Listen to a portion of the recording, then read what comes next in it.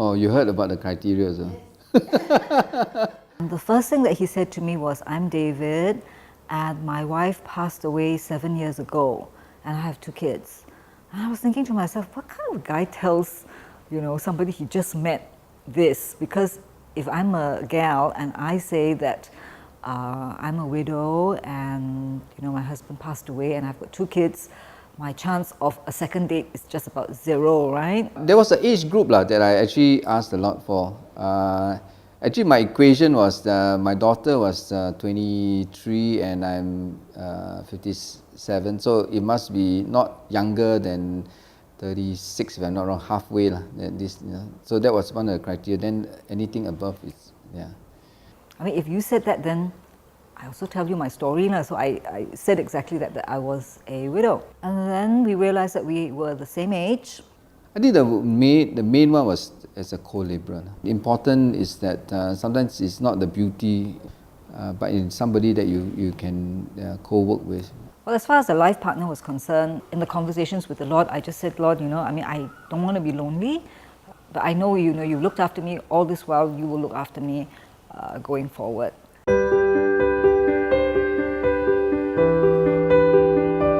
So after my late wife passed away, it was very difficult because I had to play the father role and I had to play the mother role.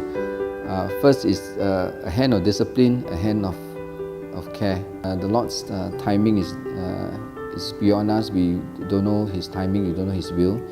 But the Lord took her home, and we believe that she's up in heaven with Him.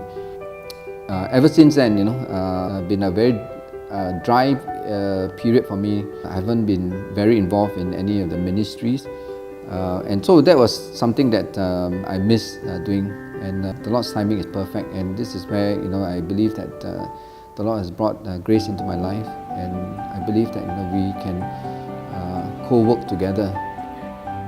And then in around 2004, my mother fell sick for 2 years, and then she passed away. So 6 months later, my husband had cancer, and for the next 5 years, I looked after him. I think I always know that the Lord is always there, and He just walks with you. After I lost my husband, I really didn't even know who I was, because you had been so focused on looking after someone else that you never really had time for yourself. Finally, one day I just said, forget it, you just have to be yourself. Whoever it was that God provided, I only had 2 requests. One was that he had to be a Christian, and secondly, that it was someone who was going to love and protect and provide for me. In January, I went to the ball that I was invited to, and that was where I met David. So, I'm very, very sure that the Lord must have heard this conversation. I didn't want to go to the ball because I'm not a good dancer. So I just thought of myself, sitting at the table all alone when everybody was dancing. So I said, no, I don't want to go, I don't want to go. Lufeng was so persistent, so I said, okay, I'll go. She always says that my opening line was, I'm a widower, so I don't know. I have to. And then I asked him, what do you do? And he said he was an interior designer. Oh, you're an interior designer? I'm building my house, and could you look at my plans and give me a second opinion? I took out my phone and I showed him a picture of the marble table that is in the Singapore Airlines business class lounge, and I said, take a look at that. So he took out his BlackBerry and he showed me exactly the same picture, and he said, I am the interior designer that did that project. Of course I was excited because I said, wow, okay, at least somebody recognizes the marble. That sort of got me to open up more, and then I started to talk. 3 weeks later, Lufeng comes to me in church, and she hands me this envelope, and she said, David asked me to give this to you. There was a book which was the 5 love languages for teenagers. Oh, okay, I better write a thank you note. And I sent a bottle of aftershave along with it, because that is my typical practice. I think she gave me her card and her number, so then I texted her, why only the aftershave and why no perfume, so I got a bit naughty in that, yeah. I invited him to lunch one day because Matthew was having his farewell lunch for all his Singapore friends, and one set of parents came over because they wanted to look at the project, the house. And I said, oh well, I mean, since David is talking about the design plans with me, why not invite him and he can also look at the house. I thought otherwise. I thought that, oh wow, this girl must be interested. So yeah. Both of us were wearing Todd shoes, which was unusual, and he was wearing the same belt that I have, which is an Hermes belt. Yeah, of course, during those moments, it's like surprise that we both think alike. Then when we went over to see the house, it actually rained and everybody ran off, basically leaving the two of us in a very awkward situation because it meant that we had to walk back alone in the rain. But you can't help but feel that something was being engineered. By now I had learned that David liked his desserts, and his sweets, and he had a sweet tooth. My daughter likes to bake. That particular day she had some excess, so she said, yeah, okay, we can have some. So I said, okay, told the maid to wrap it up in the fall. So that day it happened that we were going out for the evening. My maid had made a butter cake, so I decided to ask her to wrap it up so that I could bring it to him.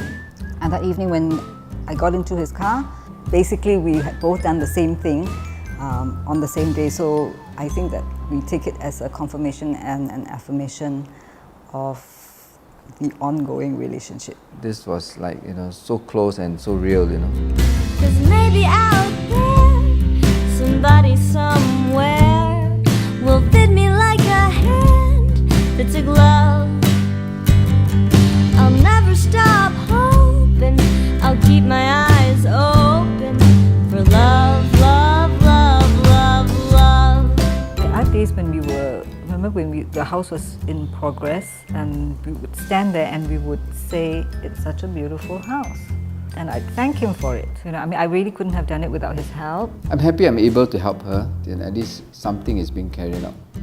I get on my knees and I pray daily, Lord, won't you please send me a loving lady. She will be the only one I could love, love, love, love. I was in Nepal.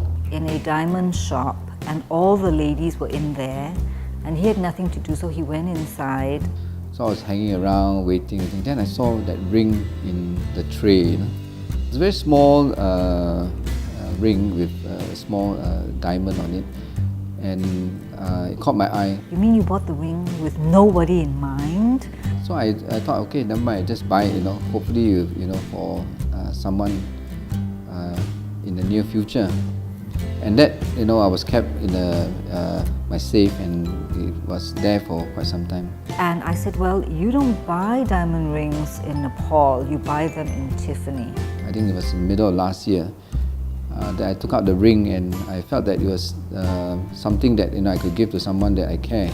During that time was Grace, and it was not easy on my knees, but I actually proposed to her. The ring, because when I bought it, was odd size. It didn't fit her, so she was say, okay, is that for me or for someone else? Yeah, no, it didn't fit. So anyway, she took it, and then she actually had it altered, and she wore the ring. David, I've never laughed and never cried so much with one person. Well, I believe, Grace, that God has brought us together. I really look forward to our adventure in life together, and I couldn't think of another person I'd like to spend the rest of my life with.